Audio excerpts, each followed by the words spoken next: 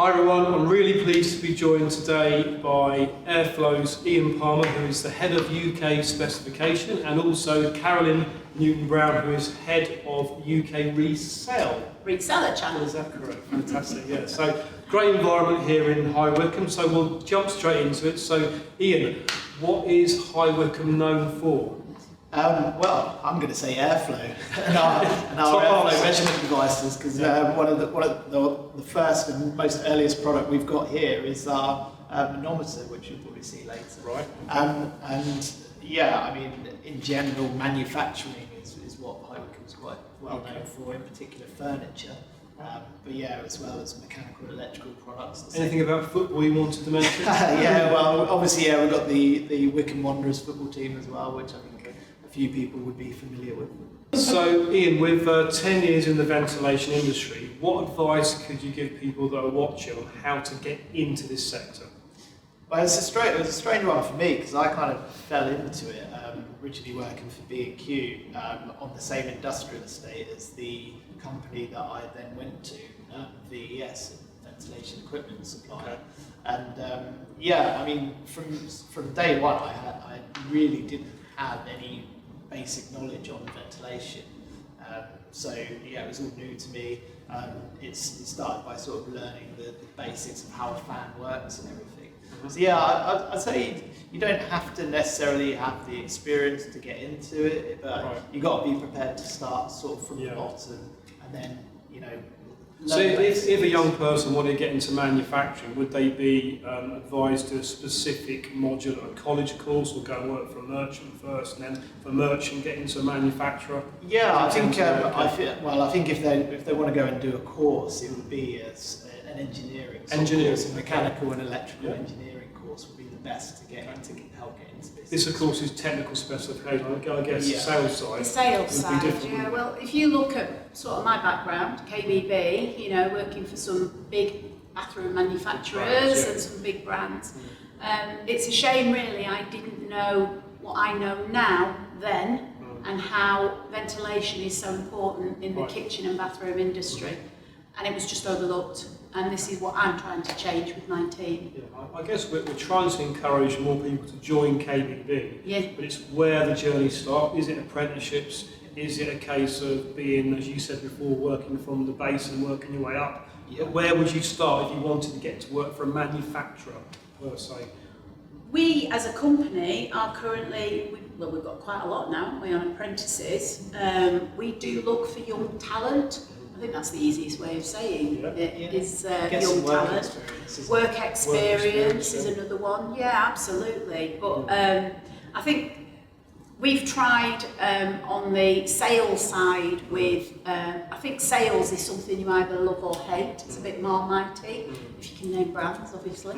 And I think bringing in somebody that's sort of naive, straight from university or whatever, it doesn't always work on the sales. So what I would say is they need to go out there and get possibly some branch experience. Yes. You know, for this sort of industry, go out there, get some branch experience, whether it be a KBB, kitchen, bedrooms, bathroom, or even down the electrical wholesaler route, something like that. So I guess with any manufacturer, you've got the technical side, you've got production, you've got the marketing, you've even got IT, and you've got sales. So it's getting some experience somewhere like that. Absolutely, because you do hear the term sometimes, oh, you can sell anything if you're a salesman. But you know, with these types of products, it is a technical sell, so they do need to be able to learn and understand the technology. Carolyn, this is an amazing environment here. The lighting's great, the displays are fantastic. So tell me about the route to market for Airflow and how that works. So with regards to Airflow, our full portfolio of products, we only ever go through our reseller channel. So we never go direct. Which is why your title is Reseller. Which is Reseller, absolutely. So we never go direct, and some of our competitors do, but we do not cut out our middleman. They are so important, and that is our resellers. So just explain for the people watching the reseller classification. So the reseller classification is kitchen showrooms, bathroom showrooms, merchant sector, so builders merchant, plumbers merchant, and also the electrical wholesalers. Airflow, you're massively into training. You're training the industry, helping. knowledge is power. Absolutely. They'll give the right information and you'll sell them. Yeah. So on the back of all that, I guess there's a big profit opportunity for a KB retailer in talking about extraction more than perhaps we do. It's only a small percentage of the conversation, possibly, when they're designing a kitchen or a bathroom or anything like that, but I would say it's the most important because of the regulations. The margins are there for them because at the end of the day, it's a product.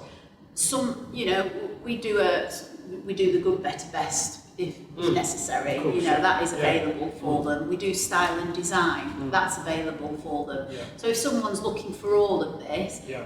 then their price will creep up slightly. Yeah. But they're making margin. I think what's important to say to the customers is that, especially the reseller channel, is that we are the ventilation experts. So we want to be the one-stop shop. Come to us, and we will give you the expert advice on ventilation. So what we're saying is that this is an incremental sale opportunity, but really it shouldn't be. It should be standard. Absolutely, it should be We're part and gonna come on to parcel of with the the regulations. conversation. Yeah.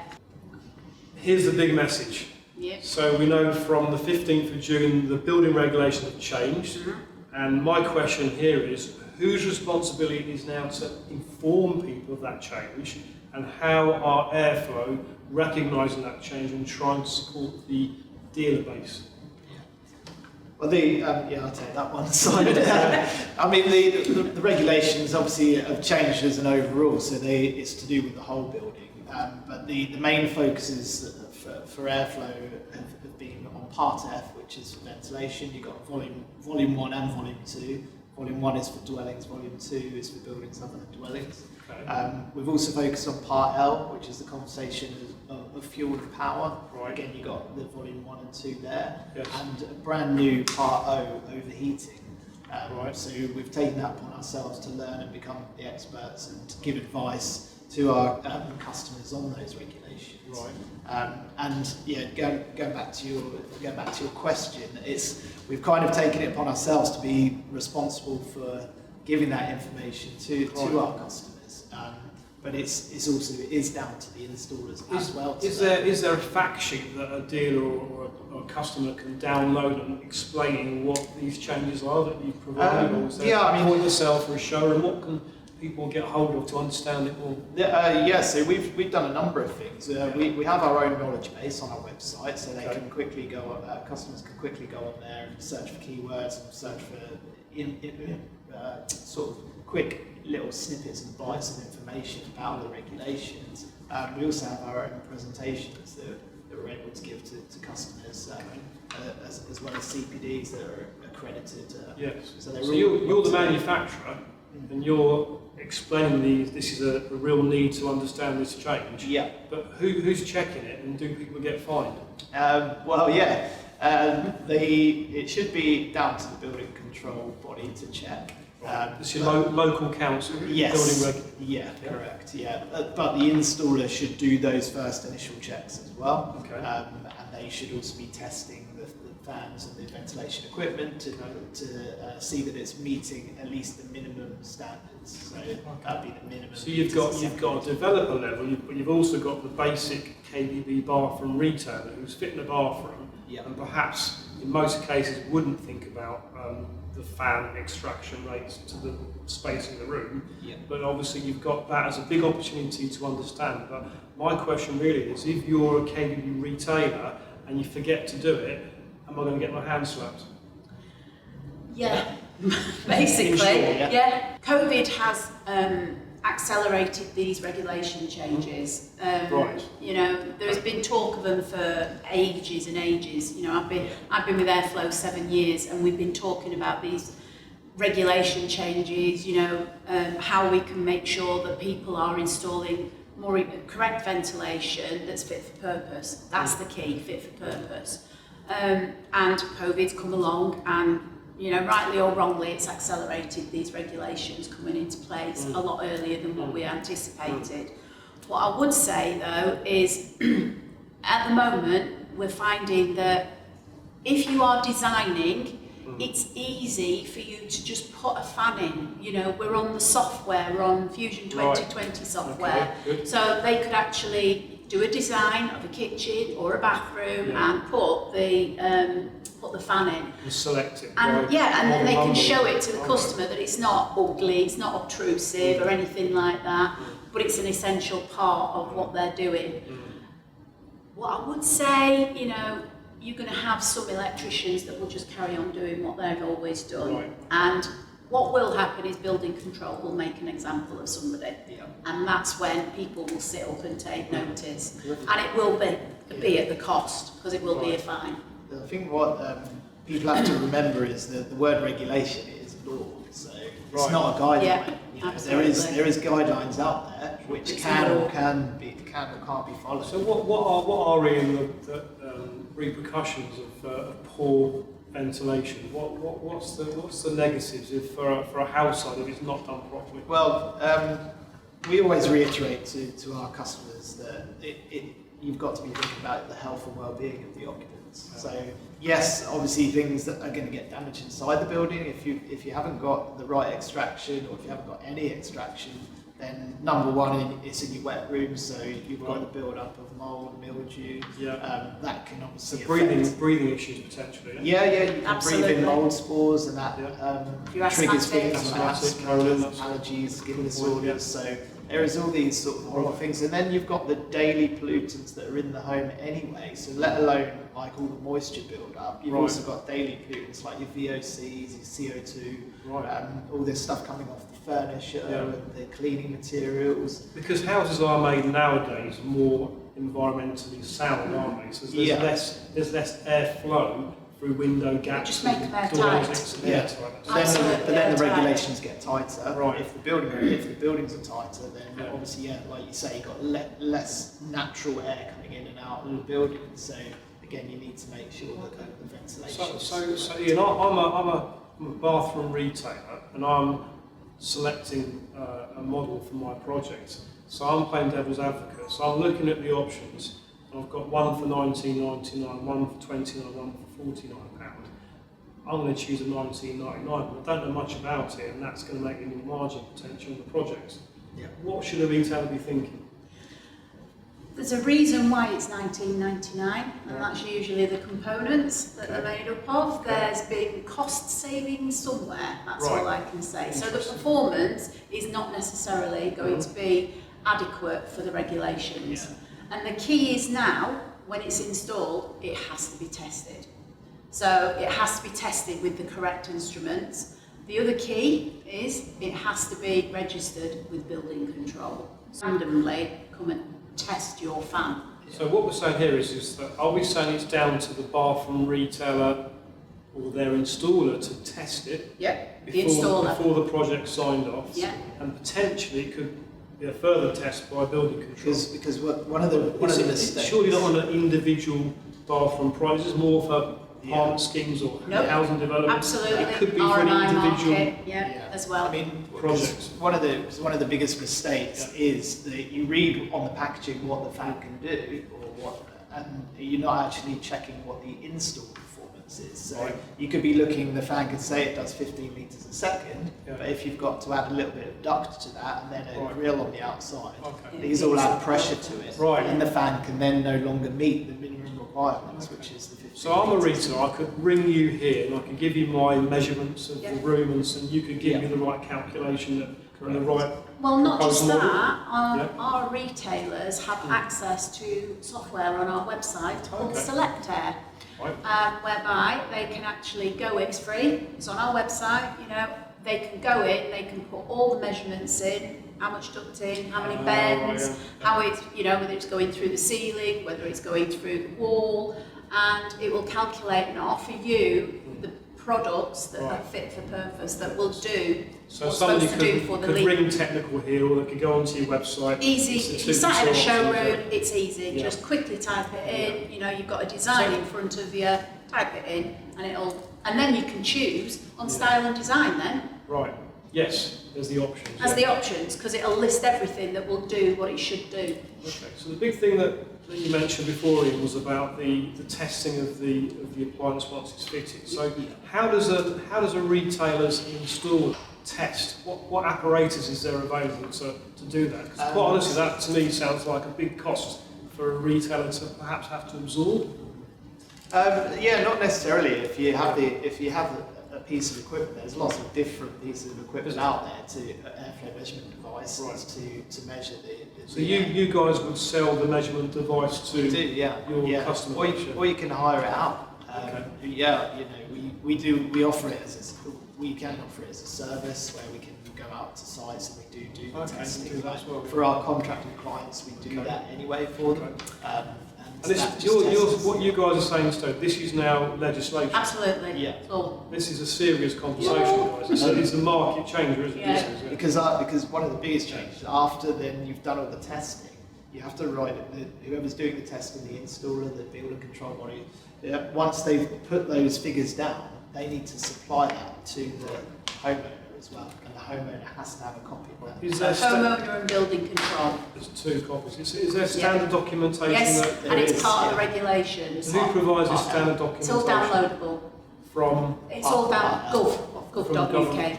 Right, so so an installer or reader would go to gov.uk, find the appropriate on extraction, It's also ventilation, on our website. and there's a link on your website Yeah. too. So The easiest, airflow.co.uk. yeah, go to the knowledge base and they're all listed there, all the new regulations, download the regulations, and at the back is the guide. And since the 15th of June, guys, what's been the feedback when you're delivering this message from your customer? What are they saying back to you? I mean, they're appreciating the message to start with, Absolutely. because we've obviously had questions come into us way before the regulations came live, because everybody's been aware the changes have been happening. So it's just been updating our customer base regularly, really. And yeah, like I mentioned earlier, they like to see us as the experts on ventilation. Sure. So we want to make sure that we're as up to date as we can be as a company. I would imagine you'd have had some pushback. Not really. For the resellers, particularly, we are the only ones that are actually out there educating at the moment. So they are so appreciative because they weren't aware of it. So you've not had someone say, well, I understand what you're saying, but we'll just carry on doing what we've always done. You've not had that? No. Interesting. My guys haven't. No. My guys haven't. I'm They've very surprised that people would Yeah. just say, well, we'll just do what we've always done and we'll put the £19.99 one, or maybe we won't bother. No, what they're actually doing when you're talking the resellers is they're taking control rather than leaving it to the installer. Right. So what they're actually saying is, first of all, if it's like an electrical wholesaler, they're actually asking the questions. Where's it going? Right. Is it going through the wall? Is it going through the ceiling? Right. So it's similar questions. This is down to training. This is down to the training. But as far as the KBB market is concerned, they're embracing it, and I can tell you now, we have got so many customers that are just sticking it on the design. Right. Done. Well, as a standard. As a standard. As a standard. Every bathroom, every kitchen. Yeah. Can I come back to you on that conversation on testing apparatus? Because I'm just thinking about the average bathroom independent retailer in KBB. They'll do a good bathroom a week. They might do 50 projects in a year. And where does that retailer find out about this testing apparatus? Where's the common source? So, well, to start with, there's recommendations in the building regulations on what sort of equipment they should use. So we use a diff, which is a powered hood. You put it over the fan, and it is only a quick 5-10 minute job. They just put it over the fan, and within seconds that will record the litres a second. Litres per airflow litre per second. Yes. That's what you're looking at. That's what's in the That's what building. you're looking for, yeah. And for a standard extract fan in a bathroom, 15 litres a second is the minimum. 15 litres So per if it's second. doing below for a that, bathroom. it's failed. There is another way of doing it, and again, we sell the anemometers because we started off doing instruments rather than ventilation, but we have an anemometer, and as long as you've got a fan curve, which all our fans have fan curves, you can do the calculation. Right. And again, that's all self-explained on our website. The fan curve shows you the maximum performance the fan can achieve against the pressure. But it's so much easier just pressing a button.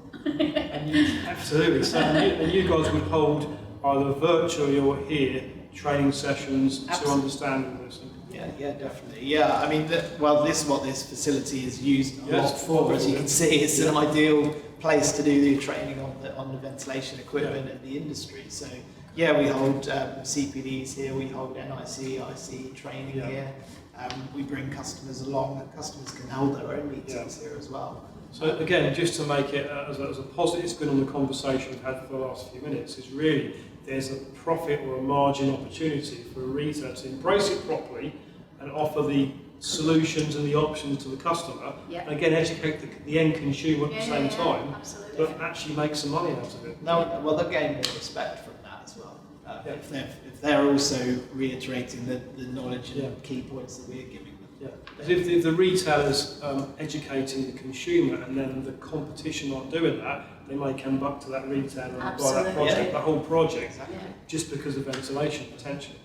Because all it will take is that one bad story where they do install that cheaper fan and then they have to go back and rip it out because it's not meeting the performance or meeting the minimum standards. Point of sale. So I'm a retailer and I would like to educate my consumer coming into the showroom about these changes, about the options, about why it's important. What's the plan for Airflow to support your dealer base? So with regards to our customer base at the moment, we have solutions, point of sale solutions. For me, I always think the best one is an in situ, is what I call it. So it's actually a bathroom or a kitchen and we put a fan. A working fan. You can either do a working or we've got dummies, but we know it's not always feasible in some showrooms because of the walls that they use to actually put a working fan in, because you've got to have ducting, etc, etc. So you could display a nice looking fan with possibly, you know, the new coloured covers that we've brought out, which are in mode. Or you could also look at, we've got a point of sale stand, so it's a freestanding stand. It's got all the products that perform, I can't stress this enough, perform, you know, peace of mind at the end of the day, and that is working. All those products are working. And then you plug it in. You plug it in. Well, that's a good story, that actually. Because I have been to a showroom and they've complained that their stand, what's the point of it? I can't sell off it. Try plugging it in, and there you go.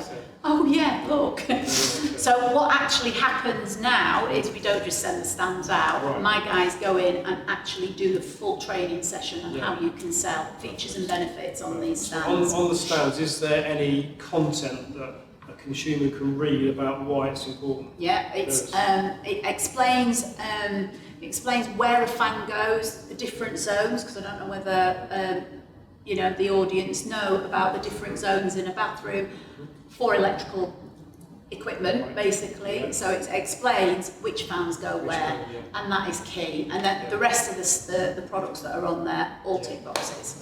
And that's the theme across all of Airflow's literature as well. It doesn't go straight into the talking straight about the fan. It talks about why you need it and what the reasons are, and it talks a bit about the regulations as well before it actually goes into the detail of the product. Yesterday, I was at a Bathroom Manufacturers Association conference talking about the importance of an installer, and in terms of their market research, very much is the case, more and more is the case that before a project commences, the consumer talks to the installer, and then the installer then decides where he or she wants to purchase that bathroom product from or go through a bathroom retailer. So what do Airflow do to educate installers on the importance of the change from the 15th? Well, I think the best thing that we offer is the NIC, EIC domestic ventilation training course, and that's held here at Airflow. So again, in the training facility, we use products as well as demonstrations. There is an industry professional that takes the course, and then it's open to any installers to come along and partake. So typically a bathroom have subcontracted installer can suggest some dates in the calendar to come and have some training. So I think that's the best thing to tell because we often get asked, have you got a list of approved installers? Yes. Well, we have a list of lots of installers that have installed our products. We would also say if they're asking us and putting us on the spot, look for the NIC, IC accreditation, accreditation on their website, on any of their documents, on their vans, because it does prove that they've taken that extra responsibility on board and they've partaken in that extra training. And even though it's the NIC, they don't have to be an electrician, it can be a plumber that comes to do it. So it's open to anybody. Or a bath, just a bathroom Just a fitter, bathroom even a kitchen fitter. yeah, absolutely.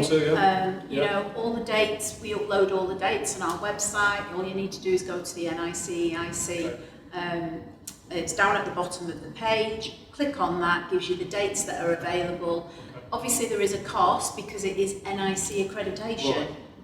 So it is you're using certificated. your facility here to help train the industry. Yes. But you're not charging for that, but obviously there's a charge for the certificate for and the certification and training. everything, Okay, and the that's course. great. And it's a 2-day course. Great. I mean, I think anything that we can do as an industry to train people and to get more accredited is the right way forward, isn't it? And to be honest, moving forwards, again, building control body, it's stipulated in the regulations that they need to be NIC accredited or BPEC. Now BPEC, all right, it's a course that's available, but it's not as in-depth as the NIC is concerned. Ian, airflow, in my brain, maybe 3 or 4 years ago, before I first came to see Carolyn, I was always thinking that your business is just like you pull a cord and the fan comes on, but it's much bigger. Yeah. So can you explain to me the product sectors that you do and where you're seeing growth, and why should a retailer or a merchant stock or purchase your products? Okay, yeah. So I mean the sectors that we're involved in is everything from residential new build, RMI, which is repair, maintenance and improvement, where we offer retrofit solutions, and then we have a bit in the middle which is kind of residential, kind of commercial. That could be like care homes and sort of hotels, for example, and then we go on to sort of commercial buildings. Is it bespoke systems? Yeah, bespoke and stock and standard products. Yeah. Because airflow, we obviously do pride ourselves on having stock here in the UK, especially for our sort of our biggest selling products, which are our intermittent and continuously running fans. So people like they're not moving; they're actually staying put because of the current situation, because of COVID. Right. It's encouraged a lot more people to stay where they are and renovate, improve their current homes. So we're seeing a lot of that where they're changing, they're improving installation. That growth that we're talking about is going to only get more and more when more people are educated about the reasons why they should have the correct suppliers and the correct circumstances. So I was going to go on to say a lot of the changes that are happening in people's homes at the moment, they're improving the insulation, which means that makes it more airtight. Yes, it's going to be warmer, but it's meaning there's less and less natural airflow. Yeah. So if they improve the insulation, they have to upgrade the ventilation. So they must have a form of mechanical ventilation in place if it's becoming too airtight. I'm a customer. I'm going to walk into a kitchen or a bathroom showroom and I'm going to say, I want to upgrade my living environment. And it's an open question for a retailer to find a solution. So I'm surrounded by amazing products here in the showroom in High Wycombe, which I recommend anyone to come and visit and understand more about. So what sort of things, Ian, do you sell here, or what solutions do you provide which can truly upgrade a customer's living environment, but also for that retailer make them some decent margin? Well, the first question we'll have to ask is what have they got in the home at the moment, because if they haven't got anything, then the first upgrade is at least an intermittent fan, which is an on-off fan. Yeah. But if they then wanted to go, if we do it in steps, the next step up would be a continuously running fan. So we call it a DMEV, which is decentralized mechanical extract ventilation. And then following on from that, it would be MVHR, which is your mechanical ventilation with heat recovery. Because we haven't sort of touched on this yet, heat recovery is one of the most growing products, really. Because lots of people know that by 2025, the regulations are changing again. MVHR will be a standard in all new build. Okay. So that an MVHR unit provides your supply and extract, and also recovers the heat. So it's doing your extraction, but it's also doing your filtered supply into the building. Right. Filtered is the key word there, because it's not just bringing air in from outside, because people think that it's fresh air outside, but if you're in a highly polluted area like a big city or whatever, you're bringing that pollution in. So you do need to filter it before it comes comes into the And you provide those solutions as well? We do, yeah, that's an all-in-one solution with an MVHR. Okay, so if I wanted like top end, we've been through COVID and I'm a little bit sort of, what's the word, concerned about a future pandemic potentially, and I want to change my air, and I'm thinking about that more, so I want to spend some money. What money can I spend to get the best solution? What do you offer? So we've got anything from the entry level to right up to the top end range of MVHR units. If you're looking for sort of accreditations, you'd look out for the passive house accreditation that we have on the Droid MVHR range, because that's an extra certification that the unit carries to enable it to be installed on passive house buildings. What sort of size is this unit we're talking about? You can see them just probably in the film behind us. Yeah. They go from sort of the smaller size right up to the larger size. It depends on the filtering the air coming in. Yeah. Filtering air coming in, and these have triple filters on them. So what you have to look out for is standard MVHRs will just have 2 filters, one standard on the extract and one standard on the supply. Ours have 3, so we've got 2 on the supply side. The key on those units is the F7 filter, which is a pollen filter. So it filters the particles out a lot more, and anyone that lives in the home that suffers from allergies and things, which Carolyn mentioned earlier, that will prevent those allergens coming into the building. So I think people that suffer with hay fever, for example, high pollen. Perfect solution. That's a question that a retailer could ask the customer coming in the showroom.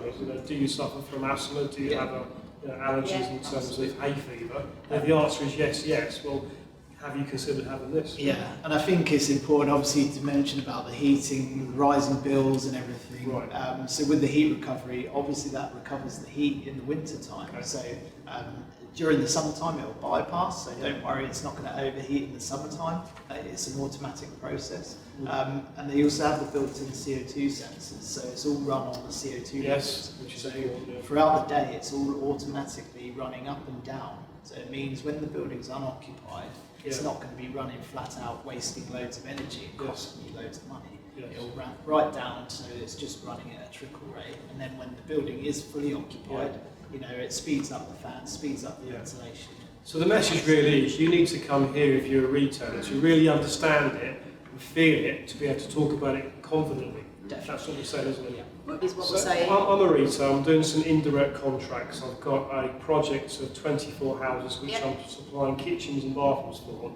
Could I speak to one of your RSMs, Carolyn, to get some direct presentation to my developer? Yeah. My RSMs will also work closely with Ian's team.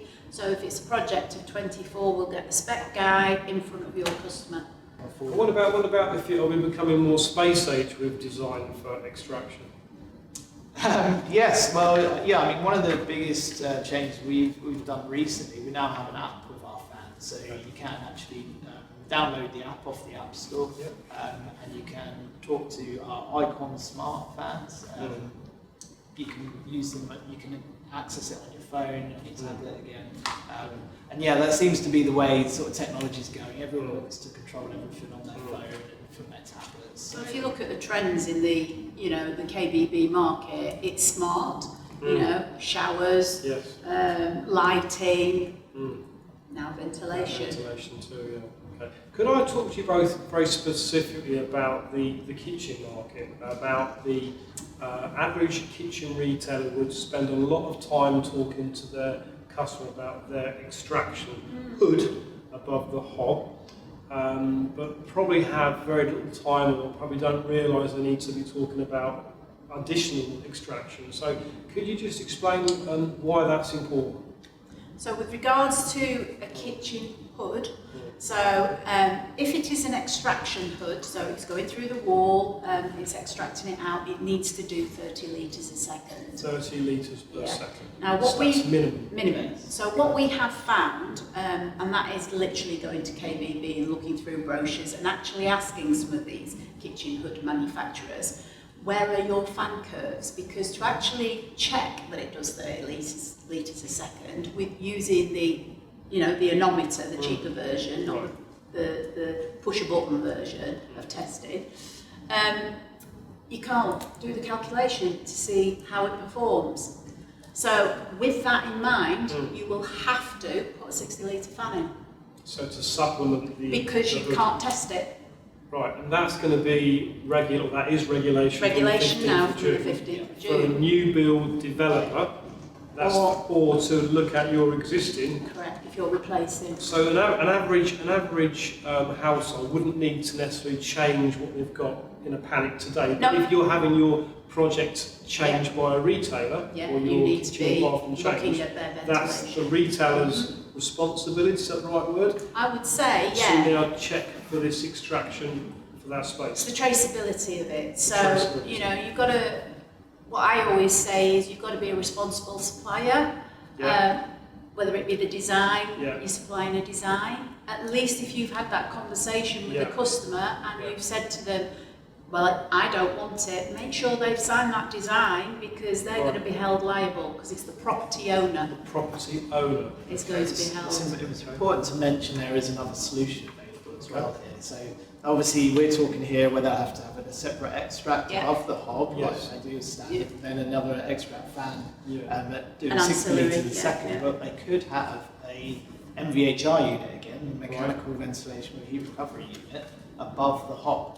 And then that would be the all-in-one solution for the whole dwelling, the whole. So that's significantly more powerful than most extractor fans. Yeah, but what's the key is that when you're cooking and the hob's on, it extracts that heat and it recovers that heat. So it extracts the heat, recovers the heat, and then what happens? And then it will supply the air around the building, so it will supply that warm air around the building. And it will extract transfer of energy. It extracts the stale pollutants and extracts the cooking smells outside. They're not supplied back into the building. It's very smart. So I guess, Carolyn, question for yourself, what percentage of KB retailers would actually understand that as an option? If I was to say less than 5%, Less than 5%, I think that's being stretched. So definitely an education that's required here. And you've also, you know, what we noticed at KBB again, the trend was recirculating hoods. You can't just fit a recirculating hood, you've got to have the extraction, so you've got to have a 60 litre fan, unless, as Ian said, you opt for the MVHR solution. And unless the customer says specific, I don't want it, signs it, but they're going to be held liable at the end of the day. I think a little quick win here for the viewers and listeners is that they should actually turn their extract fan on before they start cooking. Because they need to actually get the fan moving. Many people don't know that. Running up to full speed before they actually start cooking. If they turn it on halfway through or when they've just started, the smells and everything else has already started passing around the building. So it's the same in the bathroom. Turn the fan on before you actually turn the shower. Good advice though, Customer comes in to a merchant trade counter or to a showroom and says, I want a new extractor. Okay, so is it for them about the noise level, is it about the efficiency, or is it just about price? What's their number one ask? If it's extraction, if it's an installer, now they're walking in, it's about price. I want the cheapest. Right. That's the issue. I can get it cheap around the corner. What can you do? It's the price. And that's the installer market. This is the installer market, you know, that's just the mentality. I've always fitted these, I've always done it this way. Right. You've got to remember that regulations now do not allow this, I've always done it this way. Right. They've got to start looking at the performance because you've got to report once you've installed that fan, the performance of it, so how much it is actually extracting. That size of bathroom. Absolutely. I think it's key then to go back to them and say, well, are you putting a price on your health here? Because if they haven't got the right fan, if it's not performing, it will have a direct impact on their health and well-being. So it is about price primarily, because we're saying there's a bigger percentage of the market starts with a conversation with an installer. So how does a manufacturer such as Airflow negate that journey? We're doing a lot of educating the consumer because we're finding that they're the ones that are thinking of their health. Doing the research. Yeah, absolutely. Right. So the installer is going to do what he's always done and fit what he's always fitted, unless that consumer turns around and says, don't you be putting that cheap thing in my bathroom, I want that fan and I want that coloured cover with it. Right. Something as simple as that. And that is what we're finding, and that's what we're also finding with, you know, the showrooms that we're working with now, is the consumer knows what they want. Okay. The installer will always do what he's always done, so it's up to the, you know, the salesperson then to turn around and say, but, you know, you've got to think about where it's going, is it going to perform, is it going to do the extraction rates? So your marketing, or your marketing department, are looking at direct-to-consumer marketing. Absolutely. And potentially relaying these regulations to the consumer in a different We're doing that. Yeah, see, I mean, yeah, a lot of our consumer literature is a lot more easier to understand. There's not so much technical jargon in there, if you like. Obviously, it's at the back because it's still important for them to know, but it's not like they're not like overloaded with the technical side of things. It's more, this is why you need it, these are the health benefits, and these are the efficiencies. It's where we advertise as well, literature that we advertise in, consumer focus.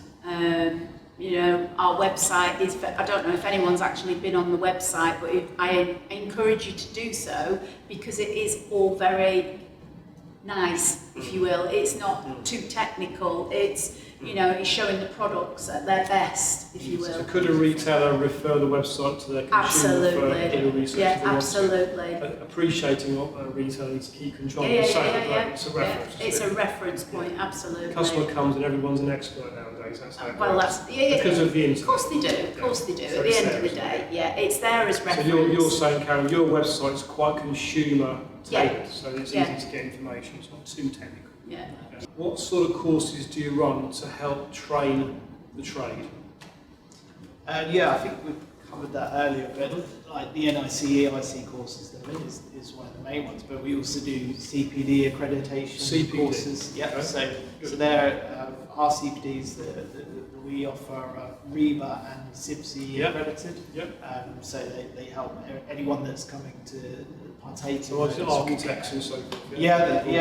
Architects, engineers, and they will get certification. We do it to installers as well. So are there set modules that you've written that they have to sort of tick and go through to cover off, or is it just a general visit, a general conversation about training and product awareness? They're actually presentations. So it's a presentation format, PowerPoint presentation format, and then they're accredited by CIPSI and REBA, and they're detailed courses on ventilation, specifically heat recovery.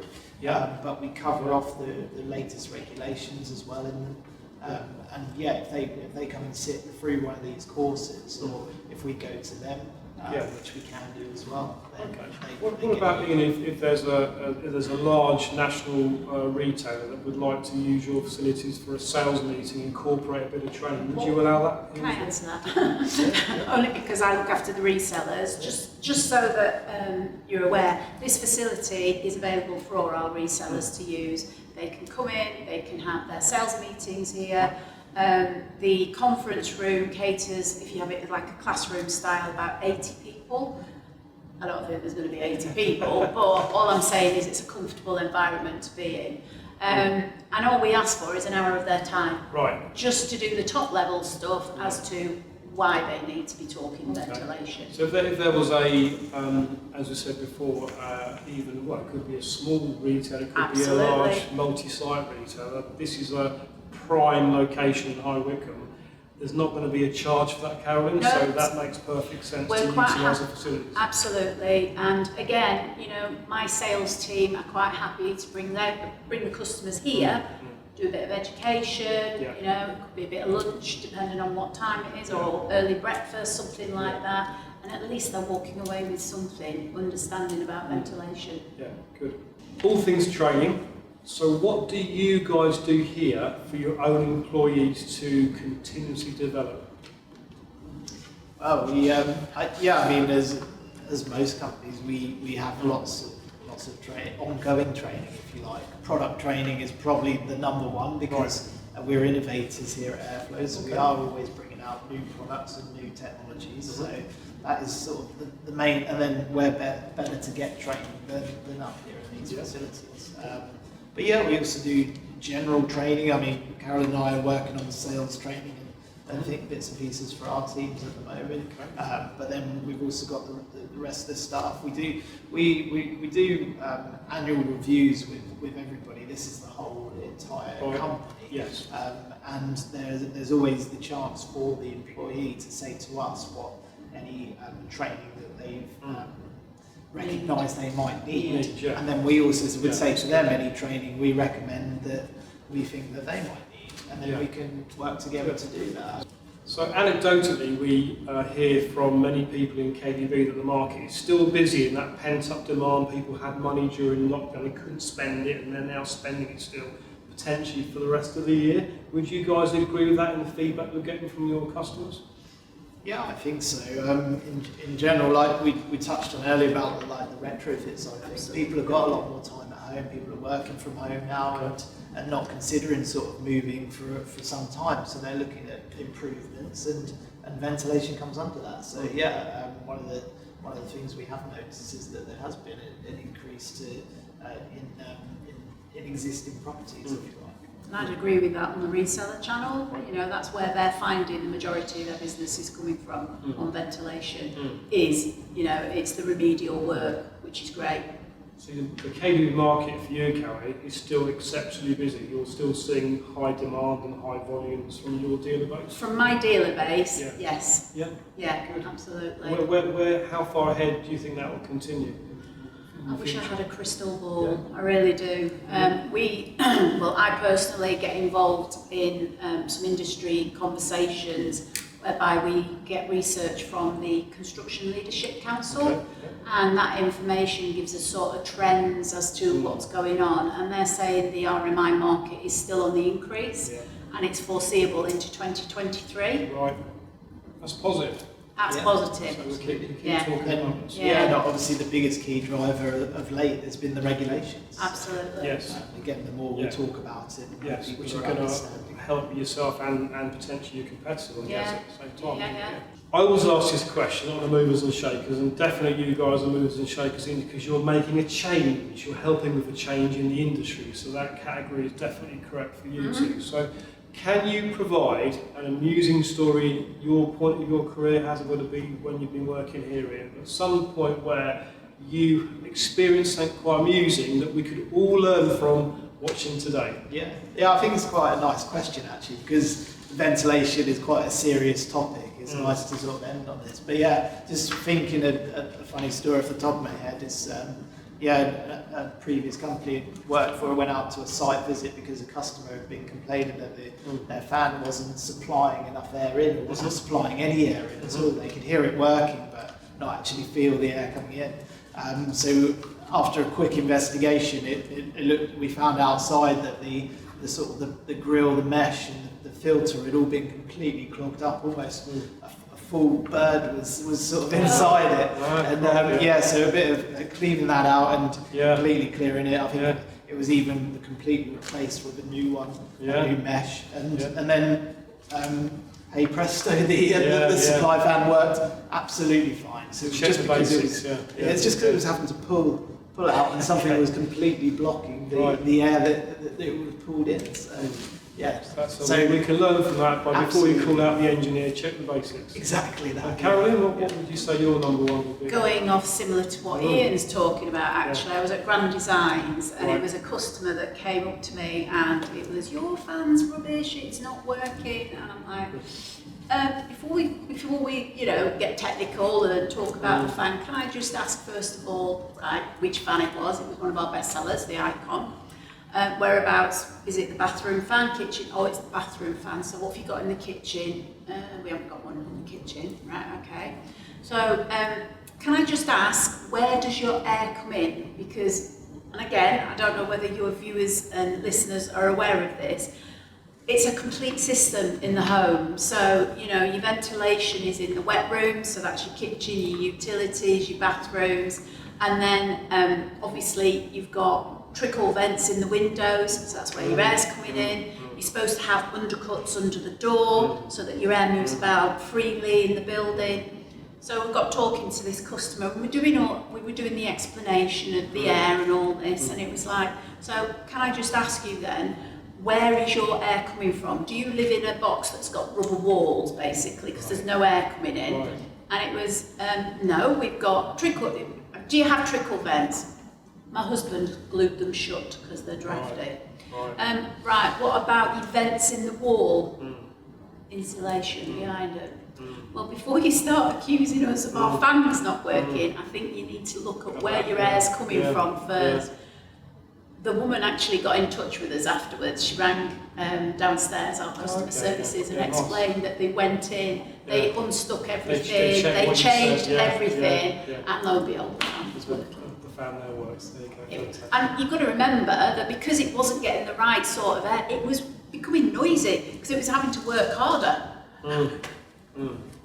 Anyway, no cure for stupid, as they say. So the moral of that story is, I guess, is to look at your system. It's a system, yeah. you know, make sure everything else is working. Everything's interconnected. Absolutely, right. So I think that's been a really great conversation today. For me, I've taken away that it's about an education.